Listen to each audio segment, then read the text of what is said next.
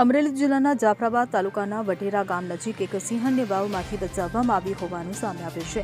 રાત્રે લગભગ 2 વાગ્યે શિકારની શોધમાં નીકળેલી સિંહણ 35 ફૂટ ઊંડી વાવમાં પડી ગઈ હતી. સ્થાનિક લોકોએ તરત જ વન વિભાગને આ મામલે જાણ કરતા જાફરાબાદ રેન્જ વન વિભાગની ટીમ તાત્કાલિક ઘટનાસ્થળે પહોંચી જઈ દોરડા અને ખાટલાની મદદથી રેસ્ક્યુ ઓપરેશન શરૂ કર્યું હતું. સિંહણ ખાટલા પર બેસી જતા સાઇડ શટર પાંજરું નીચે ઉતારી તેને સુરક્ષિત રીતે બહાર કાઢવામાં આવી હતી. તો રેસ્ક્યુ બાદ સિંહણને બાબરકોટ એનિમલ કેર સેન્ટર ખાતે ખસેડવામાં આવી હતી, જ્યાં એનિમલ ડોક્ટરની ટીમ દ્વારા તેના સ્વાસ્થ્યની તપાસ કરવામાં આવશે. જરૂર પડીએ યોગ્ય સારવાર પણ આપવામાં આવશે. તો જિલ્લામાં સિંહ અને દીપડા જેવા વન્ય પ્રાણીઓની સંખ્યા વધારે છે.